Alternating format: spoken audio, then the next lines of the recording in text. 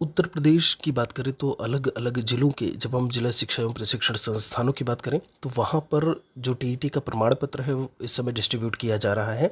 अपने हिसाब से जहाँ जहाँ पर जैसे जैसे अवेलेबिलिटी हो रही है उसके हिसाब से जो प्रमाण पत्र हैं सर्टिफिकेट्स वो बांटे जा रहे हैं। यहाँ पर हम आपको सबसे पहले बता दें कि ये सर्टिफिकेट प्राप्त करने के लिए जो भी जैसे डॉक्यूमेंट्स की जो आवश्यकता है, अलग अलग जो डाइट है वो अलग अलग तरीके से चीज़ों को मांग रहे हैं। लेकिन यहाँ पर एक जो जब हम बात करते हैं कि कौन से ऐसे डॉक्यूमेंट्स हैं जिनको ले जा करके अगर हम ले जाते हैं एक सामान्य प्रकार से तो वो हमें जो हमारा प्रमाण पत्र है वह दे देंगे।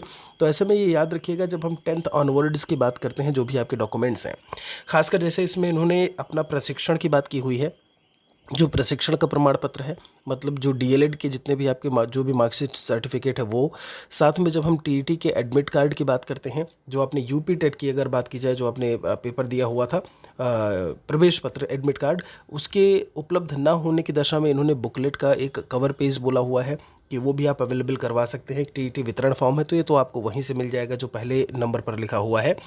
उसके बाद आईडी की बात की है, आईडी तो आप लेकर के जाते ही जाते हो, जाति अगर आपकी लगती है तो आप लगाएंगे, फ़ोटो आप हमेशा अपने पास में रखें।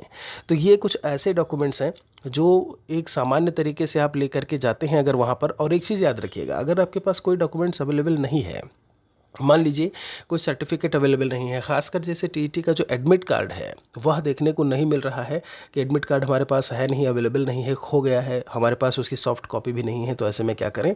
तो आपको हम बता दें कि 10 रुपये का जो एक एफिडेविट बनता है वो बन जाता है, या फिर एक अंडरटेकिंग भी आप वहाँ पर जैसे एप्लीकेशन आप समझ लीजिए नॉर्मल सा, वहाँ पर आप लिख करके दे सकते हैं कि ठीक है ये मैं ही हूँ और ये साक्ष्य जो है साथ में डॉक्यूमेंट्स हम आपको दे रहे हैं। और अभी एडमिट कार्ड हमारे पास में, अभी क्या मतलब एडमिट कार्ड हमारा खो गया है या उसकी सॉफ्ट कॉपी भी अवेलेबल नहीं है। बाकी एडमिट कार्ड में जो भी अगर आपको रोल नंबर और बाकी चीज़ें अगर याद हैं, ऑब्वियसली कहीं ना कहीं आपको पता होंगी, तो उनको आप वहाँ पर मेंशन कर सकते हैं। तो एक एफिडेविट से भी काम चल सकता है, एक अंडरटेकिंग से भी आपका काम चल सकता है। और बाकी जो आपके सर्टिफिकेट्स हैं, जो मार्कशीट है डीएलएड की, वो तो आपके पास में होंगे ही होंगे। आधार कार्ड की बात करें तो वह तो आपके पास में होगा ही होगा, साथ में यहाँ पर जाति प्रमाण पत्र जिनका लग रहा है वो, और फोटो। कोई और सवाल है तो लिखिएगा ज़रूर। ये जब हम बात करते हैं तो जिला शिक्षा एवं प्रशिक्षण संस्थान पटनी सहारनपुर का एक लेटर था जो मैंने आपको यहाँ पर दिखाया। अलग अलग ज़िले के हिसाब से जो डाइट संस्थान है वो अलग अलग जो डॉक्यूमेंट्स हैं वो ऐसे में मांग रहे हैं, या फिर हम डॉक्यूमेंट्स मांग रहे हैं कह लें, या फिर यूँ कहें कि जो उनकी उनकी समय सीमा है। जैसे आप यहाँ पर देख पा रहे होंगे कि 10 बजे से 3 बजे तक लिखा हुआ है, ठीक है। तो आप अपने डाइट पर, ज़िले के डाइट पर जहाँ से आप हो वहाँ पर एक बार आप ज़रूर पता करिएगा जा करके। ऐसे में आप चले जाइए वहाँ पर, पता कर लीजिए कि कब से कब तक जो डॉक्यूमेंट्स हैं वो डिस्ट्रीब्यूट किए जा रहे हैं। कोई और सवाल है तो कमेंट में लिखिएगा ज़रूर।